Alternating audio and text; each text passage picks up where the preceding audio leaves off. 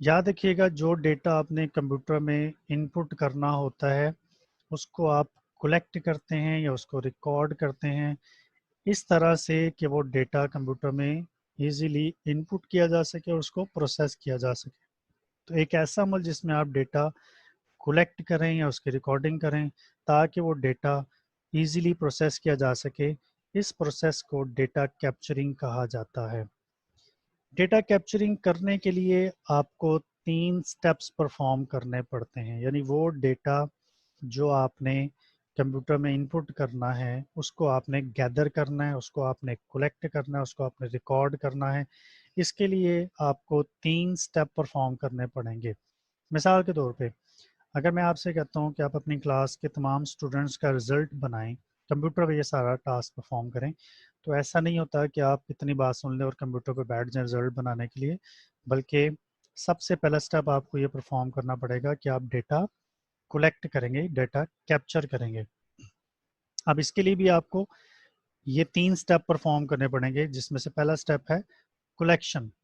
Collection का मतलब होता है कि आपने जो डेटा कंप्यूटर में इनपुट करना है उसको डिफरेंट सोर्सेज से कलेक्ट करेंगे। मिसाल के तौर पे रिजल्ट आप बनाना चाहते हैं तो आप तमाम सब्जेक्ट टीचर से अपनी क्लास के स्टूडेंट्स का रिजल्ट कलेक्ट करेंगे। मैथ के टीचर से मैथ का रिजल्ट लेंगे, इंग्लिश के टीचर से आप इंग्लिश की लिस्ट लेंगे, उर्दू के टीचर से आप उर्दू के अवार्ड लिस्ट लेंगे। तो आपके सोर्सेज हो गए टीचर्स, आप उनसे क्लास के स्टूडेंट्स का रिजल्ट कलेक्ट करेंगे, तो ये चीज़ कहलाती है कलेक्शन। उसके बाद है वेरिफिकेशन, वेरी इंपॉर्टेंट। अगर आपने बगैर वेरिफिकेशन के डेटा इनपुट कर दिया तो जाहिर बात है आपका आउटपुट गलत होगा।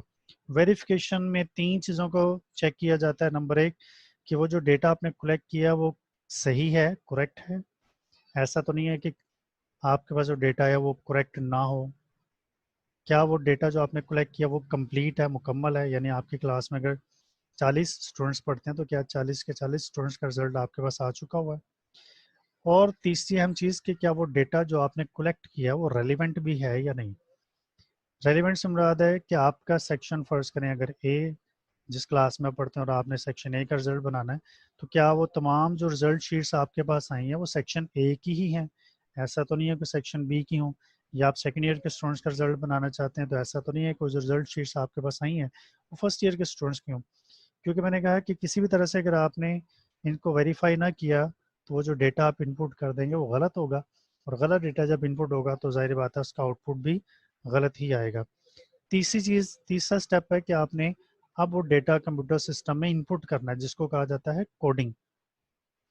कोडिंग का मतलब होता है कि आपने उस डेटा को कंप्यूटर में इनपुट कर देना ताकि डेटा फर्दर प्रोसेसिंग के लिए अवेलेबल हो सके। तो ये 3 स्टेप्स जब आप परफॉर्म करेंगे, तो ये 3 स्टेप्स परफॉर्म होने के बाद आपका डेटा कैप्चरिंग का जो अमल है वो कंप्लीट होगा। डेटा सबसे याद रखिएगा, डायरेक्ट भी इनपुट किया जा सकता है या आप किसी सोर्स डॉक्यूमेंट पे उसको रिकॉर्ड करके भी इनपुट कर सकते हैं। जैसे मैंने भी आपको एग्जांपल दी कि आपने तमाम टीचर से रिजल्ट्स की अवार्ड लिस्टें रिसीव कर ली और उसके बाद फिर आपने उसको कंप्यूटर में इनपुट कर दिया। या ऐसा भी हो सकता है कि टीचर आपको ईमेल कर दें और आप वहाँ से डायरेक्ट डेटा कंप्यूटर में इनपुट कर लें, या आप उसको स्कैन करके इनपुट करें। जिस तरह से भी आप चाहते हैं डेटा इनपुट कर सकते हैं। तो पहला हमने टास्क परफॉर्म किया वो है डेटा कैप्चरिंग।